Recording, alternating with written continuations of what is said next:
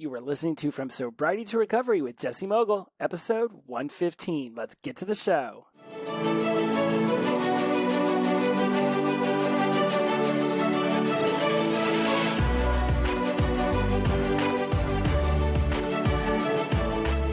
Welcome back to From Sobriety to Recovery. I am your host, Jesse Mogul, and I am in addiction recovery. So great to be back for another beautiful episode. What are we going to talk about today? Man, we've had so many amazing conversations over with the tribe, the empowerment tribe that I'm gathering with the online course. It has just been absolutely fantastic. If you are looking to understand yourself at a deep, amazing way, if you ever thought, why did I act that way? Why did I continue along the path? Why did I continue with that behavior for so long? I am getting direct feedback that this online course and the empowerment tribe and the meetings we're having every other Wednesday are making huge strides in people's understanding of themselves and their thoughts and their feelings and their actions, and that creates all the results which anchor back in, and it's just been fantastic. And we had another great meeting today, and I've been having lots of side conversations via text and phone call with the members of the tribe, and it's just been great to get to know so many of the listeners and, the ones who have really just dug in and just really dove into the material. And so when I started to think about what today's episode would be about, I got into a really great conversation with one of my Canadian tribe members, Kaylin, and we really started to go into the NLP, neuro-linguistic presupposition of accept the person and change the behavior. And when you think about that, often the way that this presupposition, which is in NLP, neuro-linguistic programming, a presupposition is just something you conveniently believe to be true because it actually benefits you greatly. And there's depending on where you study NLP, there can be anywhere between 14 and just tons of these. I mean, when it comes to self-help and personal development, you can really create in an innumerable amount of these presuppositions. Respect other person's model of the world. Everybody has the resources they need to succeed.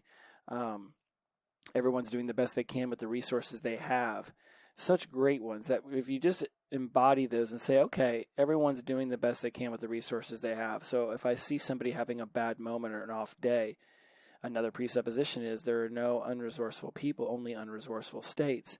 I see someone having a bad moment. It doesn't mean they're a bad person. It doesn't mean that they couldn't do better. Just in that moment, their emotions have got the best of them, and this is how they're behaving. This is how they're reacting. So when we dive into the presupposition of accept the person and change the behavior, often this presupposition is externalized to perhaps be thinking about other people. Today, I want to really dive into how accepting the person and changing the behavior has a lot to do with yourself. When someone comes home or someone comes into our house and they keep their shoes on, even though it's clear we want shoes off in the house, you don't scream and yell at the person and kick them out of your house and tell them you never want to be friends with them. You accept the person, you love the person, you seek to change the behavior. Hey, would you mind in the future taking your shoes off in my house? I really don't like dirt from outside being scattered all throughout my carpet. And then they take their shoes off and everything is fine. The issue we end up having is we don't talk to ourselves like that. We judge ourselves based on our intentions. We judge other people based on their actions. And this is actually a quote by, let me look. The quote is by Stephen M.R. Covey. And it reads, we judge ourselves by our intentions and others by their behavior. And what this basically means is that when we do something, we judge ourselves by our intention and what we can rationalize in our minds that, well, we didn't mean for that outcome to happen. We really did it for a good reason. I didn't mean to wear my shoes, or, well, I'm wearing my shoes in your house because my socks are smelly and my feet are gross. Whereas we judge other people for their behaviors. We don't give them the same slack. We don't give them the same, pause and say, okay, well, you didn't mean it to, this isn't what you intended to have happen. This is just how I internalize what just occurred. And so when we go to accept ourselves and then change the behavior that we're unhappy with, we can often look and say, well, my intention wasn't to get blasted ass drunk last night and make a fool of myself and get into an argument. But that is what you did. And everyone else is going to be judging you on your behavior and not what your intention was. Right? You want them to accept you as a person and realize, okay, in the future, I will not get blasted ass drunk and cause a huge scene like I did. Give me another chance. I can figure this out. I'll if I want to do better, I'll be better. That kind of thinking. What ends up happening for ourselves, though, is we go back when we get into sobriety and recovery and we start to think about all of the things that we did and we begin to judge our behavior. And that causes us to not want to accept that version of ourselves back then. In many cases, it might cause us to want to block all of those memories and not to even want to go back and remember all of the good times that happened. Because let's face it, if we were in the throes of addiction, there's a 99.9% chance that the good things that were happening in our lives, the alcohol and drugs were there too. Because alcohol and drugs always were wherever we were. Whether it was a good memory or a bad memory, alcohol and drugs were going to play a part in that in some way or another. And if we want to completely block that version of ourselves out, then we are also blocking all of the good out. And while I don't want to necessarily go back and romanticize or emphasize that behavior so much, I don't want to go back and talk like it was the best thing ever, because obviously I'm not thrilled with the fact that I had to drink 20 drinks to make things a good time. At the same time, I don't want to shy away from having those conversations. When people start to reminisce about the good old days and they start talking about how drunk Jesse was, I'm not going to be like, nope, that's not who I am anymore, and I don't want to hear any of that. Right? That totally goes against the power of yes and. Yes, and that was crazy, and I'll laugh about myself, and I'll absolutely make fun of myself, and I'll play along for the most part, right? As long as it doesn't start to get too messy, I'll join in all the reindeer games, because I want everyone to be able to. I want us to be able to laugh at the way we used to be compared to who we are now. Most of my friends do not drink the way that we did in our 20s. But it is funny to talk about the fish road trip to New Orleans, or the keg parties we had in the fraternity house over summer when we weren't supposed to, or all of the parties we had at UF. I mean, if we're going to tell a story about University of Florida, it's going to have alcohol at it. So I'm accepting the person who I was because I've changed the behavior. I can look back at that now, and again, not necessarily romanticizing it. And there was another word Kaylin used, but my brain can't seem to think of it right now. Nope, I paused the recording and I still couldn't figure it out. But I don't want to ramble on too much about the depths at which we can go back and we can look back at who we were. It is who we were. Let's embrace it. Let's be okay with it. One of my friends back in the day used to say, never get super angry with yourself about something that used to make you super happy. And being drunk and having fun with my friends used to make me super happy. And yes, if I could go back in time, I would have enjoyed doing some more of that sober. But at the same time, I'm saying that as 45-year-old Jesse, and coming up on tomorrow will be 52 months sober. So of course 52 months sober is wishing he could go back and do things more sober. But 27-year-old Jesse would not have gone along with that ride. So when we go and think about accepting the person and changing the behavior, right? So we have changed our behavior. So now it's time to accept the person that we were then and that we are becoming now. And what Kaylin and I started talking about was how people are not trying or wanting to make mistakes. It's not a personal attack when someone does something around you that doesn't necessarily go along with what you were hoping, right? And we've talked about expectations being the leading cause of disappointment. Expectations are a function of disappointment. And, disappointment is a function of expectations and assuming that things will go exactly how you planned them out to be. It doesn't mean that somebody didn't make a mistake. It doesn't mean you didn't make a mistake. Go and just keep the thesis of this entire episode as accept the person, change the behavior. It's not a personal attack when someone wears their shoes into your house, right? They didn't necessarily mean to make that mistake. Even if you told them 20 times, the unconscious mind is handling 2.3 million bits of data every single second, and that comes at you, right? Today I found somebody else sent me a meme that said it's 400 billion bits of data fly at us every single second, and our conscious awareness can only handle 2,000. Jack Canfield in Success Principles says it's 11 million bits of data come flying at us every single second. He doesn't mention how much our conscious mind can take in, but if you take 400 billion and you do some math around 2,000 bits that our conscious mind can handle, it comes out to about 4 zeros and a 6.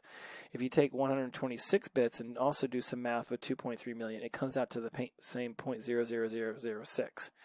Right, with give or take a 0.00001. So we're all using the same math. We're just using different numbers. And I'm not going to get you lost in mathematics here. I just want you to understand that every single second of your life, millions of bits of data are flying at you, being brought in by your 5 senses. And of that, your conscious mind can only take in 0.00006% of that. That is such a minuscule amount, 126 out of 2.3 million. So if somebody keeps rearing their shoes into your house, it doesn't mean that they're necessarily doing it to be a dick. It's just that their conscious awareness, their 126 bits, isn't taking in the 126 you want them to take in. You want them to remember anytime they come to your house, don't wear shoes inside. That doesn't mean that they're going to. There's a lot of data that their brain is trying to process. So when you start to look at people's behaviors and their actions and accepting them and changing the behaviors, what ends up becoming our go-to behaviors are our habits. Our habits, we are what we repeatedly do. So when you start to think about the things that you're seeking to change in your life, the behaviors, what you're really wanting to do is change your habits. And habits are ingrained into your brain. If you want to visualize it with this metaphor, just imagine that habit like drinking that I did for 22 years. That was a 117,000 lane superhighway. And not drinking was a 1 lane in one direction dirt road with gravel and rocks. Like, my brain just didn't understand that. It wasn't fast to travel on that road, but it was absolutely fast to travel on the 117,000 lane superhighway. And I could get all sciencey on you and talk about, cells in your brain and how they connect with synapses, and the more a behavior is repeated, the more these protein myelin sheaths start to wrap around the synapses, and the thicker it gets, and after a while, that's what I'm referencing when I talk about a superhighway. So when you go to build a brand new habit that you've done before, all of a sudden your brain is connecting a brand new road. Well, that's the dirt road with the rocks. Until you start to get some days and some weeks and some months in and really create a new habit, that doesn't even begin to get to 2 and 3 and 4 lanes. And mind you, it still has the 117,000 lane superhighway built. The brain doesn't erase things as much as it just builds new behaviors and habits and ideas upon what already existed. This is just in our evolutionary code. It's why we still have the fight or flight or freeze or sex function built into us, because for millennia, if you didn't notice the rustling in the bushes, a saber-toothed cat was going to eat you.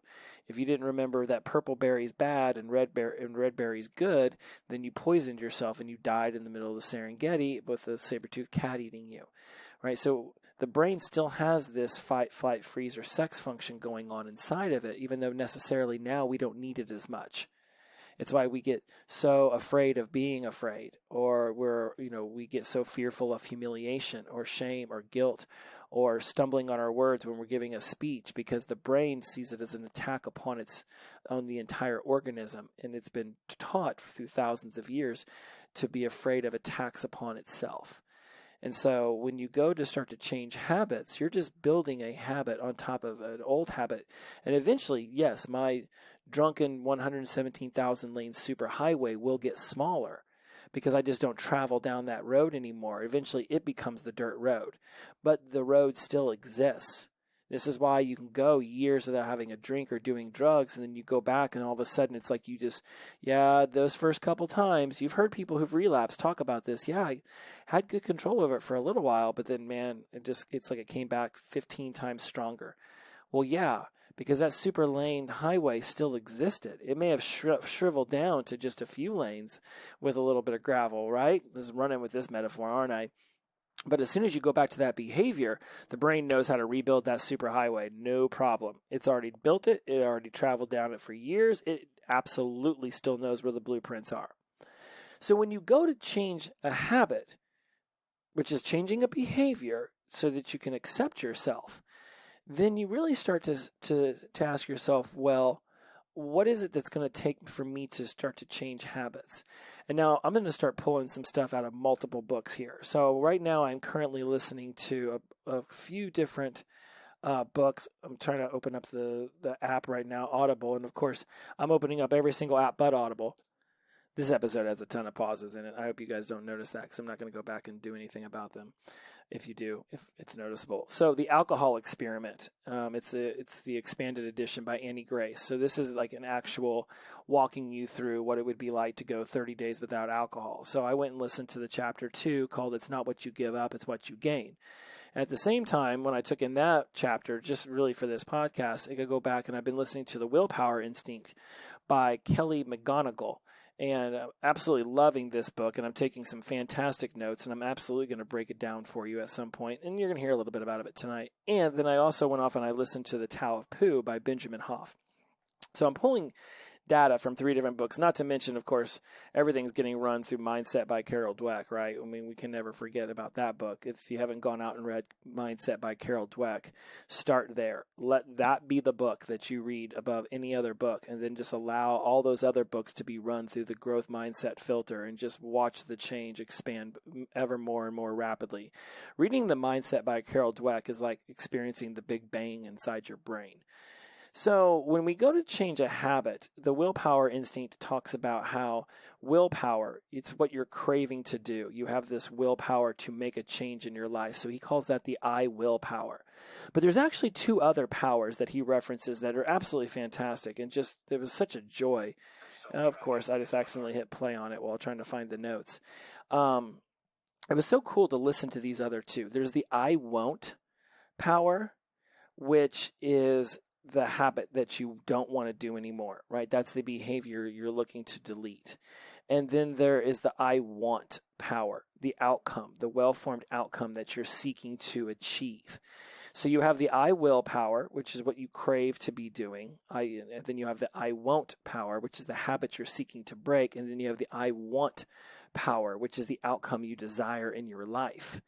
And so like, recently, I've been talking about a client who wanted to start going to bed at a decent hour. And it's so funny that the book actually references a very similar client.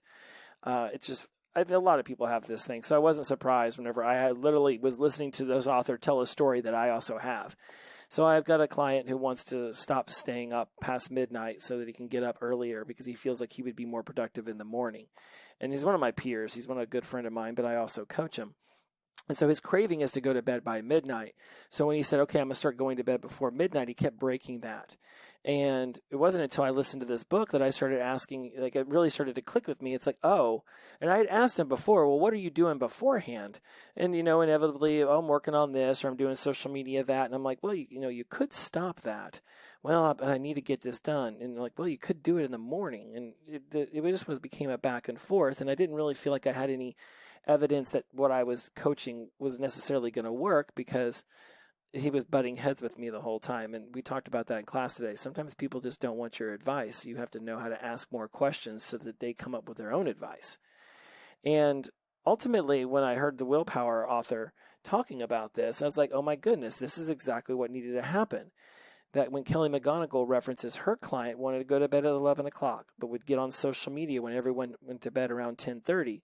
Well, that would turn into being on social media till after midnight. So her willpower said, I want to go to bed at 11, but she had to step into her I won't power, which was the habit she needed to break, which was getting on social media after 10:30.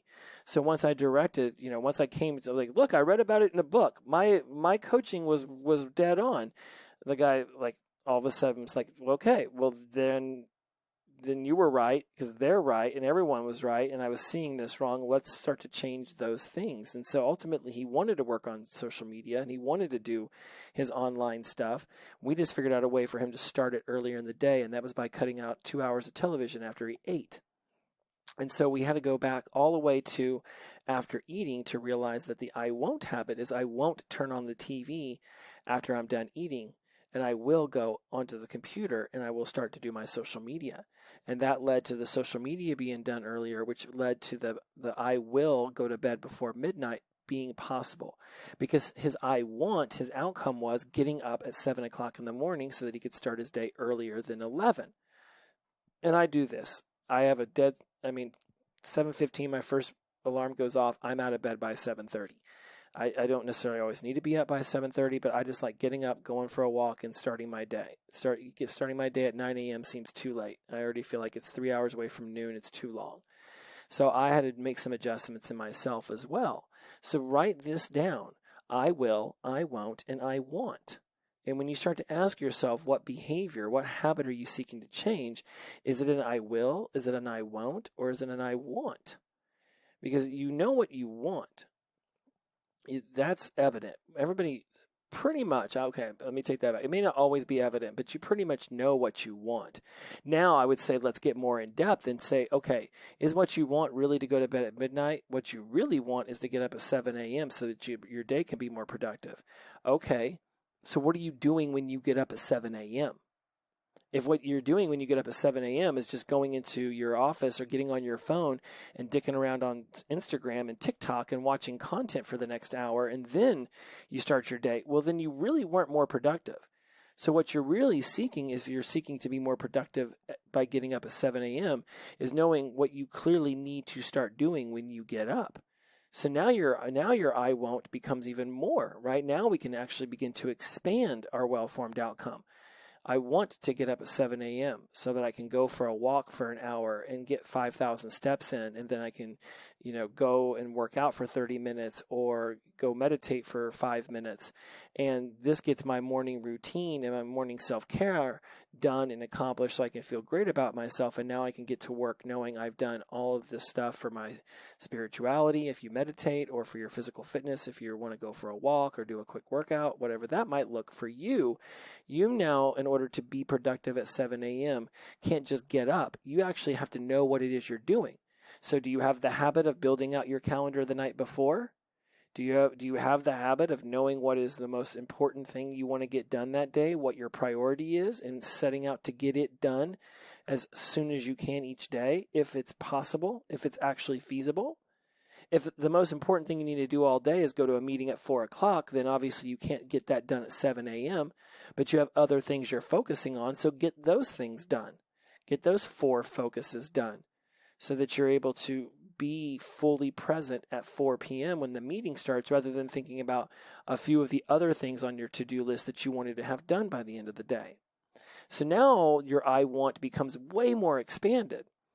But by adding in this structure, you actually give yourself freedom. Like Kalen realized the other day when he called me up and he's like, hey, when my wife and I get in an argument over the calendar, it's because she wants to add something or change something about it an hour or two before that moment on the calendar is supposed to arrive. And we did some coaching back and forth, and we got him to a place where he realized that, well, why are you putting so much weight upon that calendar? The calendar exists to put things on it so that you know what you can be doing at 9 a.m. if you're not doing anything else, right? If it's super important, then that's what you're doing at 9 a.m. But if you said you were going to vacuum the floors at 9 a.m. and all of a sudden a call that's super important comes at 9 a.m., you're not going to not take that phone call because the calendar says you were supposed to vacuum at 9 a.m. Instead, you just take the phone call and then push the vacuuming till you get off the phone call. But by having it on the calendar, it's something that you have committed to doing that day. And you can be flexible and you can be spontaneous, because then you can just move that to somewhere else on your calendar. But for some reason, people have it in their heads that by putting things on a calendar, somehow it's like it has a stranglehold around them, and it doesn't. Actually, you have flexibility when you put things on your calendar, because then if all of a sudden you have idle hands and you don't know what you're going to do right then and there, you can just turn to your calendar and say, oh, well, these were the 4 things I was going to do. I was going to, vacuum the floor and mop the floor and do some laundry. So I've got some downtime. I'm going to do that instead of just sitting down in my office chair and playing on social media for an hour. Because now I'm going to feel accomplished after I'm done with the chores. Would I really feel that accomplished after watching 75 TikTok videos in 45 minutes? Probably not. So when you accept yourself as the person and you seek to change the behavior, you know going into it, because you've listened to 115 episodes of this podcast, that we are meaning-making machines. We make meaning out of everything. That's what our human brain does. We're also habit-making machines. The brain uses 20% of the energy, and it only weighs 3 pounds of your entire body weight, and yet it consumes 20% of your energy. When you're just laying on the couch and you eat at noon and then you're hungry again at 6 p.m. and you're like, but I didn't even do anything, your brain and your body were just chugging through calories. And so you have been creating habits all the time around so many different things. And many of these are as simple as how you turn a doorknob, or what hand you grab a doorknob in, what finger you use to push the buttons on a microwave, what hand you brush your teeth with, what hand you hold your phone in. These are all those motor habits, right? There's 3 kinds of habits. There's motor habit, there's emotional habit, and there's motor habits are the physical habits. There's the emotional habits, and then there's the characteristic, the personality habits. Those are the 3 habits. We talk about it in the online course. And so many of the habits that we have are based upon what our physical body is doing. So when you go to shift these behaviors, it's going to take a shift in your body, in your physiology. And what might be tying you down to some of these habits, these behaviors, is your emotional habits and your personality habits that you have built around these particular habits, right? Recently, I read that if I wanted to stretch my brain and begin to have it think more creatively, I needed to start taking, this may have been in the Willpower book, it may have been in a totally another book. I've been listening to so many books. So forgive me if I don't know what book to reference. So just, who cares? Seeing none, moving on. The thing I read said, brush your teeth with your non-dominant hand, the hand you don't normally brush your teeth with. Grab doorknobs with the hand you don't normally grab doorknobs with. One of the things that struck me that I've actually started doing is I often don't remember locking my front door or locking my car, because it's just such a habit that my brain literally doesn't even reference it, doesn't even recognize it. It just happens. Well, what I took from that was, if you can start to retrain your brain by brushing your teeth or grabbing a doorknob with your non-dominant opposite hand that you usually would. What if I locked my front door with a different hand, with my left hand rather than my right hand? What if when I set the little chirp on my car, instead of doing it with my thumb like I've always done, I pick a different finger, and it worked. My brain actually remembers locking the doors now because I simply changed the hand and the finger that was associated with that action. Because now my brain has to think differently because it's not doing it how it always did. That's how fantastic the brain is. Now, mind you, it still knows to do things with the thumb and with the right hand.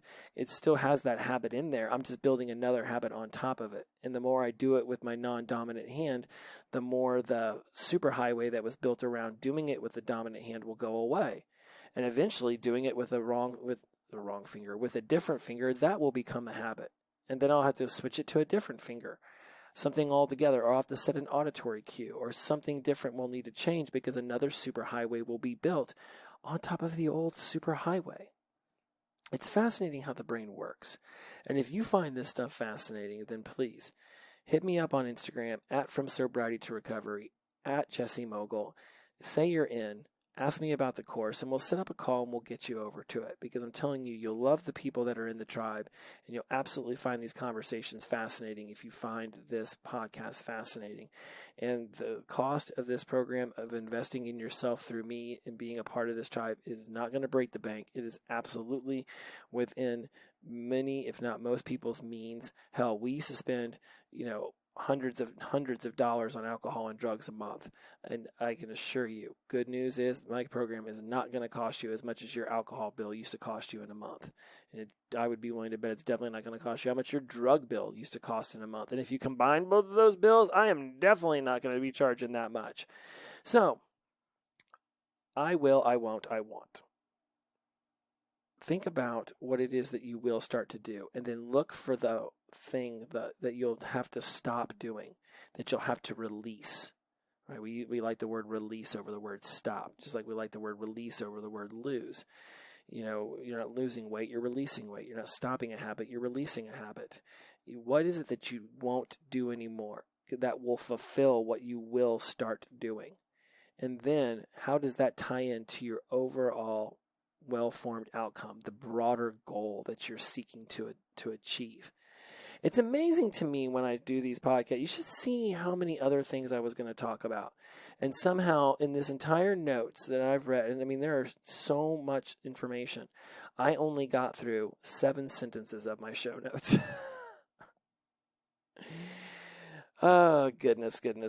Well, I took a lot of really cool information from the alcohol experiment and the willpower, and so I'll be bringing those to you guys at a later date. For now, we're going to stop there.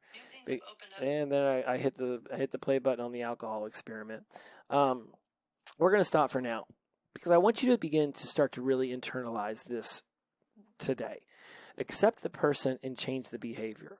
And because that behavior is more than likely a very well-formed habit inside your mind, you're going to need to begin to seek out ways to stop these habits.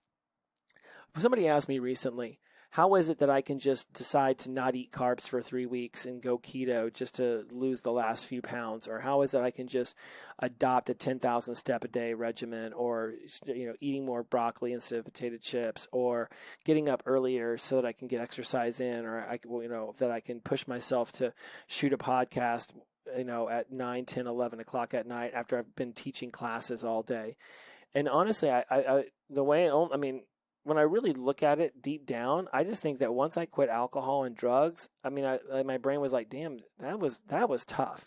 Getting up at 7 a.m. instead of 9 a.m., that's not as tough as quitting alcohol and drugs.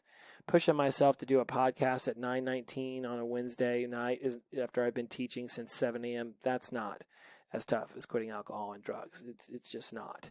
And so I think that for people who haven't gone through what we have, who haven't, gone through this fire and come out with buckets of water in our hands to help others, I think, they don't have that experience to draw upon. When you can break that habit, when you can start to work through your shit, when you can start to really unearth all of the suffering and trauma that happened in your life that led you down the path of addiction, when you can put yourself through that, changing what time of day you get up, or deciding that you're going to quit your comfy job and go off and take another job because you no longer find your old job as fulfilling and you're ready to push yourself because, hey, did you really get sober to just keep up that same old shitty life?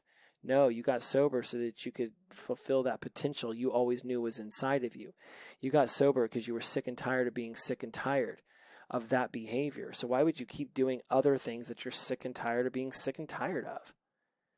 So that's when you start to accept yourself as a person, realizing that you may not always come around to realizing it's time to change jobs or change relationships or change homes or change environments or change something about yourself, right? You may not realize that even if other people are telling you, hey, be mindful, or hey, pay attention, or hey, you should change this. You figure out when you're supposed to figure out. And that's the beauty of personal growth and self-development, is that when you figured it out and that light bulb pops, that's exactly when it was supposed to. Because if it was supposed to happen sooner, it would have. If I was supposed to be sober sooner than my 40th year of being alive, I would have been. Everything happened the way that it happened that led me to this point. Unconscious habits were creating that life for me. And I get, was it fate? Was it destiny to have that? I'm not going to say it's any of those things. It just was what it was. It led me here. It's how my life played out. Going back and being pissy that I didn't stop drinking when I first moved to LA. First year and a half in LA, I barely drank. I mean, seriously, barely drank. Quit smoking cigarettes and everything. Started smoking again just so I could start binge drinking again. What if I had never done that? Yeah, what if? What if a lot of things. Until Marty McFly and Doc show up in my front yard in a DeLorean, I'm just going to, release any of those thoughts about what if. I'm happy with where I am now. I'm very joyful of the growth that I have experienced in these last 52 months. I'm thrilled that so many of you resonate with this material and you're so excited about growing through it and investing yourself in so many different ways. Right? You invest your time in yourself, you invest your energy in yourself, you invest your emotional growth and your physical development. You invest all of those things are taking energy, and you continue to do it day in and day out. So I just want to commend you for that. And if you're ready to push it harder and farther and higher and reach that peak of potential, just to discover there's other peaks that you can't wait to ascend. Yeah, totally the word ascend. Then hit me up from Sobriety to Recovery at Jesse Mogul. I'm there. I'm ready for you. It would be great to have you. Everybody in the tribe would love to meet you. Come be a part of all of this. I will, I won't, I want. That is your big takeaway from today. Accept the person. Change the behavior. You are not on purposely trying to make mistakes. When you do, stop personally attacking yourself. Release that desire to attack yourself, and instead laugh and go, well, I'm learning. I'll leave you on this. In my tribe, one of my tenets is we don't need to say we're sorry. We can just simply say, I'm learning, I'm growing, and I'm evolving. And when you can step into that mentality and realize that there's nothing to be sorry about, you're growing, you're learning, and you're evolving. And it's a beautiful thing to be a part of. And it's even more powerful when we can do it with other people who are like-minded and have the same energy for personal growth and development as we do. It's always been an honor to have this show and to be able to talk to you directly. I love and love and love and love and love all of you. Thank you for the messages. Please keep them coming. As always, inclusivity over exclusivity, the power of positive energy, release and flow. Every day is the best day of our lives because we wake up sober. Shout out to sunshine. Glow on. See you next week. Bye-bye.